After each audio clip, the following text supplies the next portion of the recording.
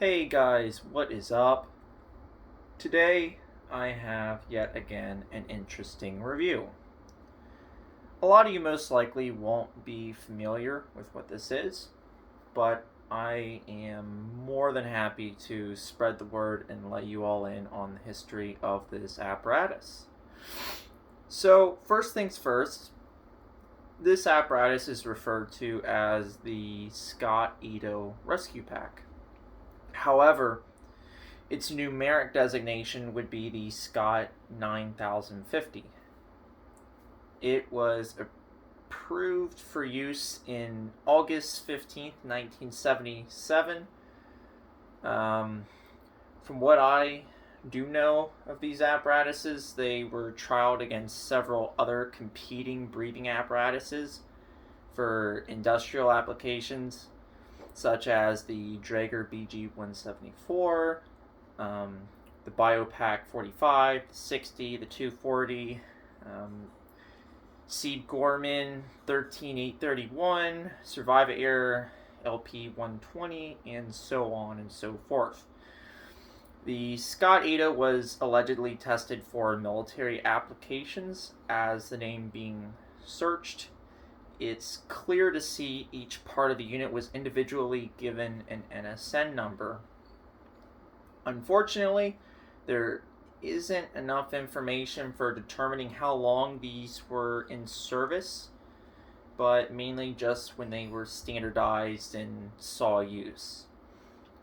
Now, with that being said, the unit itself has been allegedly a test unit, as the operations and classifications of the apparatus is rarely seen in this configuration. The unit is classified as a cc-scba, or closed-circuit self-contained breathing apparatus. However, most hear a designation like that and commonly refer back to the initial classification of apparatuses such as the Biopack 240 and such as that, which is also classified as a cc-scba.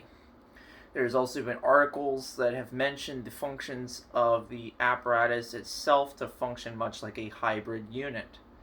It was not emphasized much in detail. However, upon further inspection of the internals and externals, there are significant parts of this unit that differentiate it from most standard rebreathers.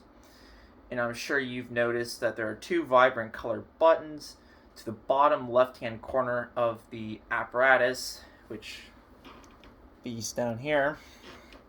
One clearly is a means of externally accessing the yoke, freeing the need to remove the apparatus and do so in that manner, which that would be the top button. As for the bottom button, it is unknown to me what exactly it does.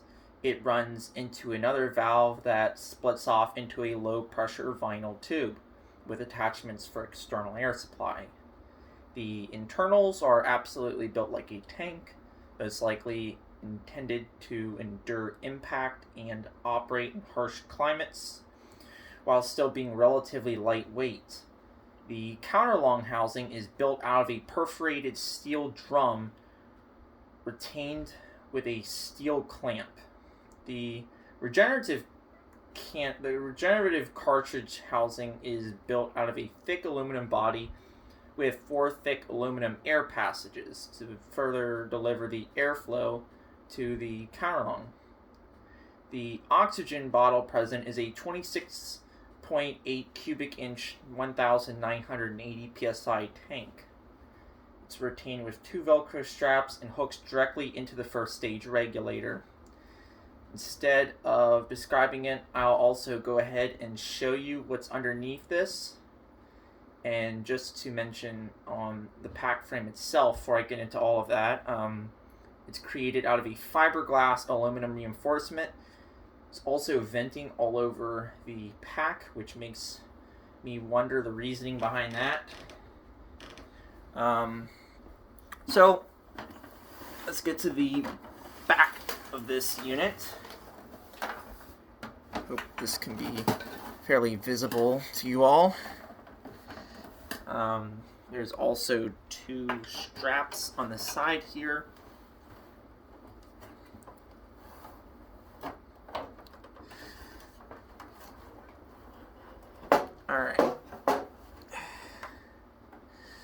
the best I can here. So this is the counterlung housing.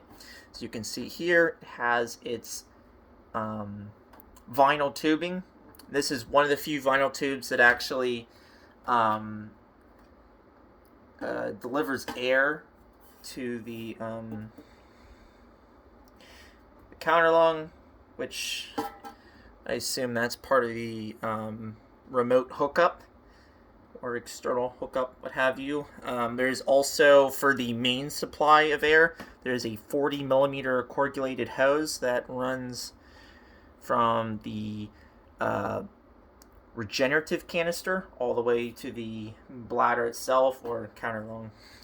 So it's pretty interesting. Like I said, here's the 4 air passageways, little aluminum tubes, and you can see here some high pressure hosing delivers from the tank and then delivers to this, and then this also runs over to the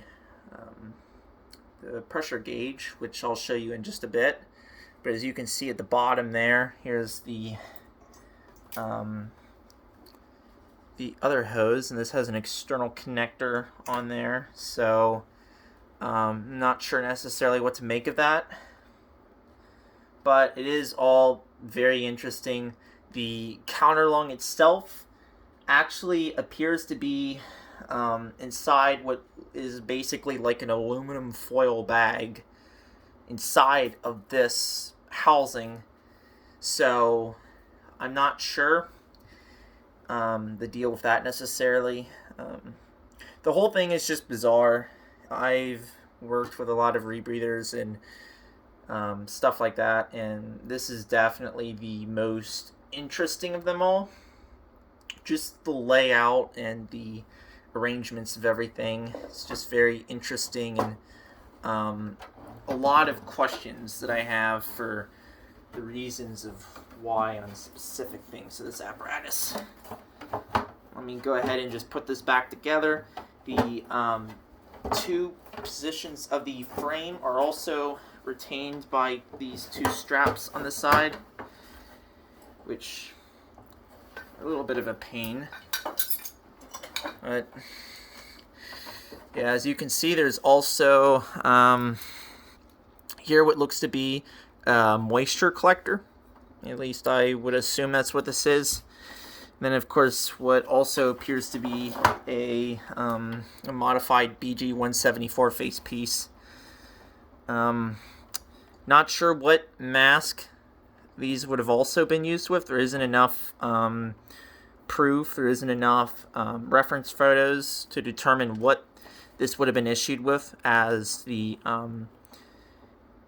NIJ catalogs only really mention the unit itself and brief other details. You know, of course, you've got what I can only assume to be an adapter for any comms, radio, communication in general. And back on to what I was going to show. There's also the little wow, I'm losing my words. Pressure gauge, right? So that's that right there. I think it's interesting that it uses a little red cap like that. Never seen that before. So yeah, very interesting unit.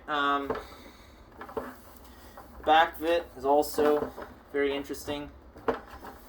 Let me go ahead and just turn this around so you guys can see what exactly it does look like. You see the venting on the back, which I find very interesting. There's 2 pieces of also reflective tape, so I think that's kind of cool. But like I said, it's been debated if it's a military unit or civilian, but you know, finally came across some NSN numbers, which if requested, I'd be more than happy to provide for any additional research to this unit, since there really isn't enough information about it. But it is very cool, and may help us understand a little bit more about these. So, anyways, thank you for watching. I hope you enjoyed this review. Definitely isn't something you see every day, so I hope for some of you this is pretty interesting, and I will talk to you all later.